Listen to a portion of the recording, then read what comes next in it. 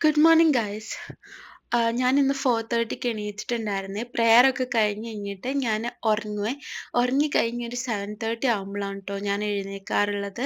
അത് കഴിഞ്ഞ് ബ്രഷൊക്കെ ചെയ്തിട്ട് വന്ന് ഫസ്റ്റ് ഞാൻ ഫീഡ് ചെയ്യണത് എൻ്റെ ബ്രെയിനിനാണ് ട്ടോ.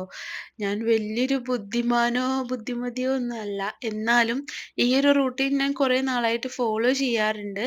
എന്തെങ്കിലും വായിക്കുകയോ എഴുതുകയോ ഒക്കെ ചെയ്യും ട്ടോ.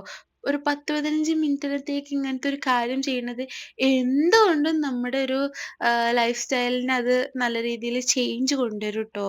എനിക്ക് ഭയങ്കര ഇഷ്ടമുള്ള കാര്യമാണ് ട്ടോ ഈ എഴുതുന്നതും വായിക്കുന്നതും. വായിക്കണേന്റെ വലിയൊരു ഫാൻ അല്ലാന്നുണ്ടെങ്കിലും എഴുതണേന് എനിക്ക് ഭയങ്കര ഇഷ്ടാണ് ട്ടോ. ഞാൻ നല്ലോണം എൻജോയ് ചെയ്യാറുണ്ട് ട്ടോ.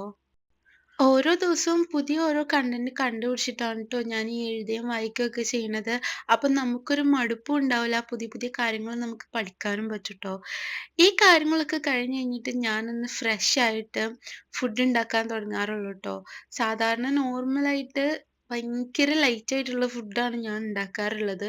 വേറൊന്നും കൊണ്ടല്ല, മടി തന്നെയാണ് മെയിൻ കാരണം. ഇന്ന് നമ്മൾ ഉണ്ടാക്കിയിട്ടുള്ളത് ബ്രേക്ക്ഫാസ്റ്റിന് ബ്രെഡും എഗ്ഗും പിന്നെ കുറച്ച് നട്ട്സും ക്യാരറ്റ് ജ്യൂസും ആണ് ട്ടോ.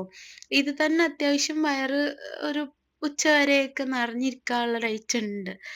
ഇത് കഴിഞ്ഞ് കഴിഞ്ഞാല് പിന്നെ വൈകിട്ടത്തേക്ക് എന്തുണ്ടാക്കും എന്നുള്ളൊരു തോട്ടായിരിക്കും ട്ടോ. പിന്നെ സാധാരണ ആൾക്കാരെ പോലെ റീൽസും യൂട്യൂബില് ഷോർട്സും ഒക്കെ കണ്ടിരിക്കലന്നെ എൻ്റെ പരിപാടി. ഇത്രേ ഉള്ളൂ ട്ടോ എൻ്റെ മോർണിംഗ് റൊട്ടീന്.